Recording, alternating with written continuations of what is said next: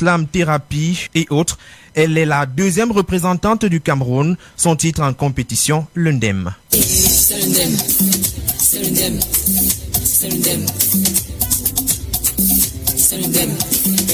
Dans le même challenge, le Gabon, la Guinée, le Maroc, la Côte d'Ivoire et même le Rwanda, le Congo et le Bénin. Seul le Cameroun a 2 représentants. Les votes sont déjà ouverts sur le site rfi.fr.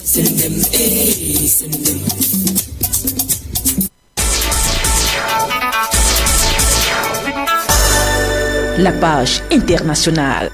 En 2 moutures rapides, d'abord les récents événements de xénophobie en Afrique du Sud. Le pays adresse ses excuses au Nigeria. Un envoyé spécial du président Cyril Ramaphosa est allé présenter le regret de la nation arc-en-ciel au président Muhammadu Buhari à Abuja. Au cours de cette audience, le numéro 1 nigérian a rappelé le rôle de son pays dans la lutte contre l'apartheid et a apprécié le geste de son homologue sud-africain. Et puis en Israël législative, le Likoud du premier ministre Benjamin Netanyahou serait dans les sondages au coude à coude avec la coalition bleu-blanc de l'ancien chef d'état-major Benny Gantz. Ce dernier porte l'espoir des Israéliens devant un premier ministre acculé et régulièrement interpellé dans des affaires de corruption. Les Israéliens doivent trancher ce débat dans les urnes à l'occasion de cette élection anticipée.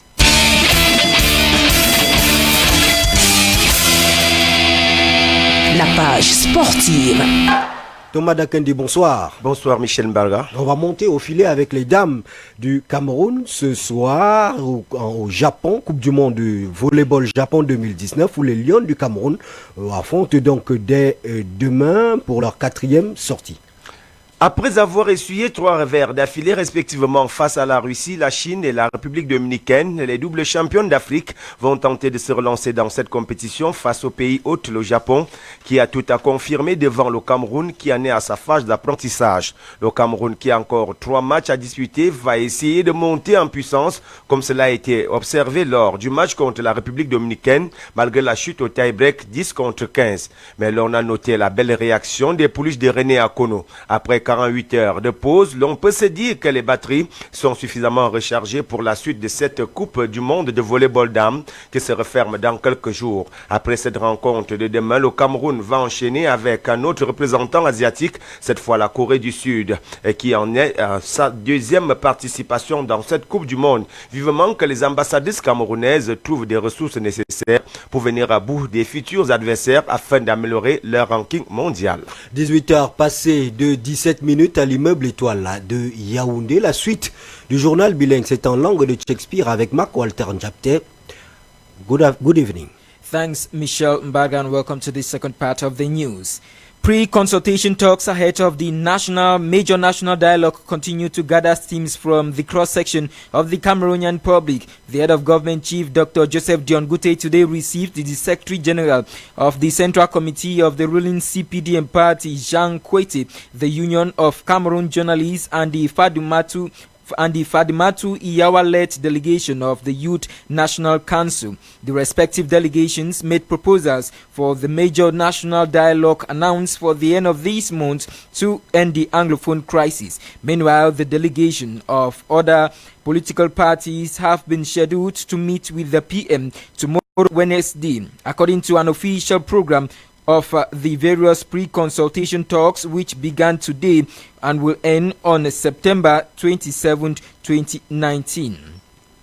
Prime Minister, Head of Government Chief Dr. Joseph Dion-Gute has today chaired the first ordinary session of the National Decentralization Board for 2019, created by Law Number 2004/017 of the 27th of July 2004 on the orientation of decentralization. The National Decentralization Board is responsible for the monitoring and evaluation of the implementation of decentralization. The board is comprised of members of government, parliamentarian representatives of the Economic and Social Council, mayors, and civil society organizations. Our reporter Jementa caught up with some mayors in a bid to know why the decentralization is still not effective in the field. Her reports. The National Decentralization Board has a mission the orientation of decentralization in Cameroon.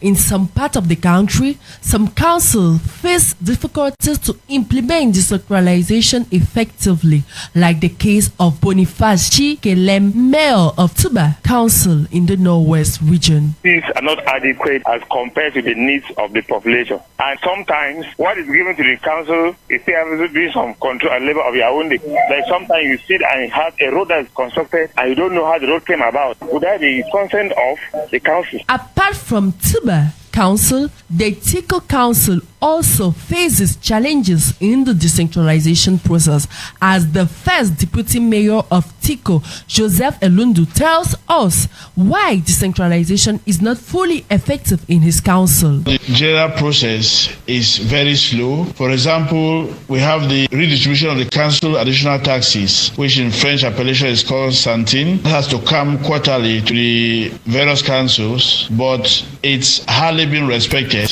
and this pushes the council into difficulties in realizing its operations. Salaries of mayors are not paid. About 17 months arrears is being owed to mayors all over the country, so you can be seeing the weaknesses of the decentralization process, which people are already finding it so frustrating. Mayors' activities are limited. Mayors are limited in their activities because of what is put on top of them, which is usually called the supervisory authorities. They make the mayors not to operate in time and not to realize their budgetary activities in time. The SDOs, who are supervisory authorities, are overstretching the mayors. Some problems are transfer of competences from ministry to municipality. And there's also the slow rate of transfer of competencies from the ministries to the municipalities. Most of the ministries do not really want to give out their services to the municipalities. So these are among some of the poor side of decentralization, whereby people are thinking of other alternatives. The first ordinary session of the National Decentralization Board discussion should take into account this problem for a favorable decentralization plans in Cameroon. Jementa ending that report. Over in law courts, lawyers in Cameroon today entered day 2 of their 5-day sit-down strike to revindicate the violation of national and international laws relating to the exercise of their profession. The lawyers, under the banner of the Cameroon Bar Association, are boycotting all court proceedings across the country and have vowed to continue with the strike within the number of days earlier announced until their demands are met. Their grievances include arbitrary arrest of lawyers by the defense court, denial of access to their clients, and irregularities in court proceedings. We talk health in this newscast. A medicine normally used to treat men with enlarged prostate can also be able to slow the progress of Parkinson's disease. A new study found that the drug telazosin may slow or prevent Parkinson's from progressing, something that is not currently possible. Our health reporter Promise Akante had a chat with a medical doctor to know from him what Parkinson's disease is and how it can be prevented or treated. She filed in the following report. Dr. Ferna Ombolo begins by giving us a brief and simplified definition of Parkinson's disease. Parkinson's disease is a disease that affects nerves. It's actually a degenerative disease that affects nerves, particular nerves which are implicated in the production of dopamine. It is an produced by the body that helps the brain functioning well. He goes further to give some of the signs and symptoms of the degenerative disease. When the disease occurs, it leads to several symptoms, including muscle rigidity, tremors, permanent tremors, changes in the ability to speak, changes of the speech, and also gait and the loss of memories. Talking of prevention, Dr. Ferna Ombolo says it depends more on our lifestyles. The genesis of this disease has much to do with the lifestyle. For example, when we don't sleep enough, when we are using drugs, some drugs that are neurotropic or psychotropic drugs, have a balanced and healthy diet. One of the first symptoms we could notice early, an impairment of the smell and an impairment of the taste. At times we don't smell the food that we eat. The medical expert says in case of a history of Parkinson's in the family, diet is absolutely advised. We have to pay more attention to what we eat, to our lifestyle, eat more vegetables and whole grain cereals. See a nutritionist or a dietitian to know exactly what we must eat to ameliorate the diet. Talking of treatment, Dr. Fernand Mbolo says there is no curative treatment for Parkinson's disease. It's not a curative treatment. It means that the role of the treatment is just to relieve symptoms and to ameliorate the quality of life of the patients and the family, to help them cope with all the issues that are implicated with the Parkinson's disease. Considering the fact that Parkinson's disease cannot be completely prevented, medics say if this is proven true, then it will go a long way to help humanity to prolong life and improve the quality of living. Onto this sad news, the body of Major General James Tabetato, who was also the traditional ruler of Osing village in the southwest region, will arrive the country this evening. According to an official program, upon the landing of the corpse at the Yaoundé Simalene International Airport, military honors will be paid to the fallen soldier at 7 p.m. After funeral ceremonies in the days ahead in Yaoundé, the late Major General will be conveyed to Manu Division for the burial in Osing village on Saturday, September 21. And now out of the country, South Africa has apologized to Nigerians over a spate of xenophobic attacks which led to a spike in tensions between the two countries. 12 people were killed earlier this month when mobs attacked foreign-owned businesses, mainly in Johannesburg.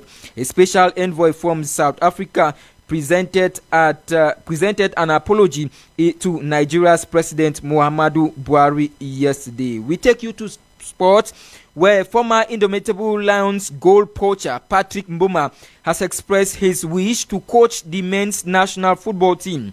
The two-time AFCON winner declared on a televised program Talent d'Afrique on Canal Plus yesterday that he is qualified to preside over the destiny of the Lions then, and has applied for the post of the national football at the national football governing body FECAFOOT. However, latest information holds that a new coach of the Lions has been appointed, though the appointment is yet to be made official by FECAFOOT. According to a credible online portal Kick442.com, the 51-year-old Uruguayan-born Gustavo Augusto would succeed Clarence Seedorf. Still in sports, the second extraordinary session of the National Football Academy ANAFOOT for the year 2019 has been held today at its Ngusu headquarters in Yaoundé. Deliberations at the session were chaired by its board chair Issa Hayatou in the presence of its Director General Eno Ngachu. At the end of the session, a reporter Thomas Dakendi caught up with Eno Ngachu, who will now present some of the resolutions of the session. Actually, it didn't concern the plan of action. It concerns to align our text with the decree of the head of state. Remember that the public administrative structure and enterprises were being restructured by the decree. Automatically, we fell in one of those categories, and we had to work on the salary scheme of the board chairman, the general manager, the deputy general manager. Added to that, advantages and even mission allowances for all the administrators of the National Football Academy.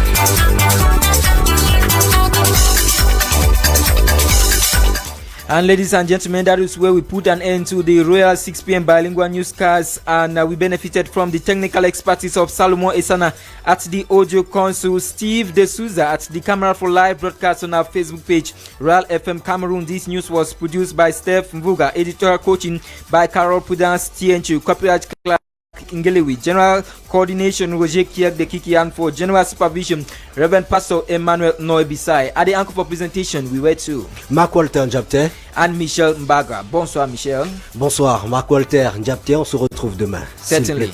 Jean-Claude Ngué, bonsoir. Bonsoir Michel, bonsoir à Marc Walter et à toute l'équipe qui est de l'autre côté de la cabine technique. Patrick Mboma, futur sélectionneur des Lions indomptables du Cameroun, ça vous tente, vous serez favorable?